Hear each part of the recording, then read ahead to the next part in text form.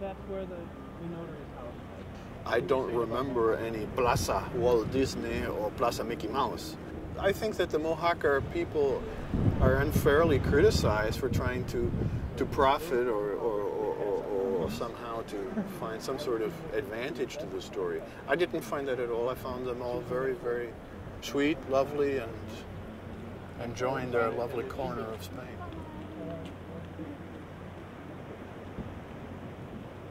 Let me show you this. The great connection between surrealism and Disney.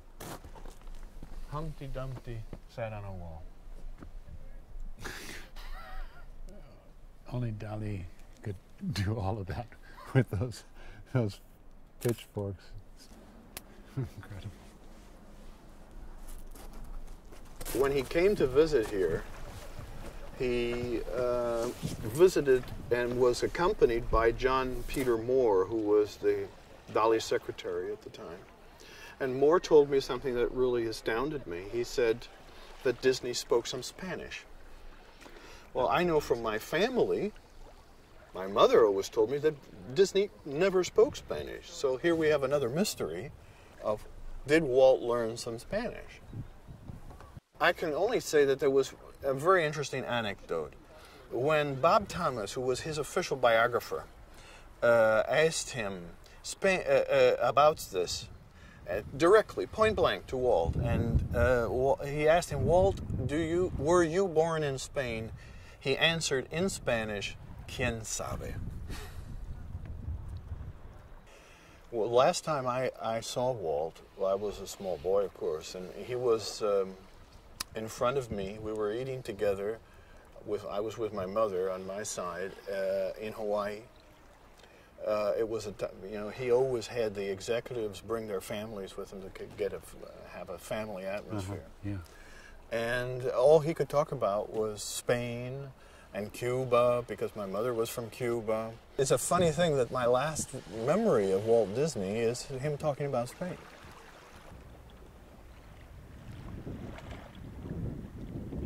I talked to many people, Jose Acosta, thanks to you.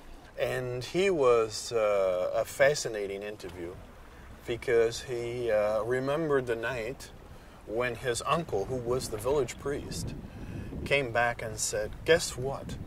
The two men have taken a birth certificate, and they say it's the birth certificate of Walt Disney. They may have been from Disney Company.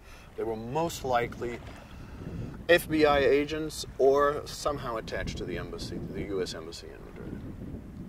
What really galvanized me was the document that was published in Mark Elliott's book. When J. Edgar Hoover writes to Walt Disney, we will be able to furnish you with a means of identity for the rest of your lifetime. Well, all that points to the fact that somehow Disney was very insecure, and that he had probably engaged the FBI to help him trace his origins. Whether his origins are actually in Spain, were actually truly Spanish, is something, of course, we haven't been able to prove yet. But we certainly, for me, the visit in 1940 was crystal clear. Mm-hmm. And your father, what would he have thought of all this? I think my father would have not approved. He was a loyal company soldier. He loved Walt dearly, but he was committed to keeping that image polished and pristine. And the idea that Walt entertained such an identity crisis was probably for him unacceptable. Se habla de que ambos van a colaborar en una película basada en Don Quijote de la Mancha. Puntualizando sus proyectos y admirando el paisaje, pasean y el reportaje concluye.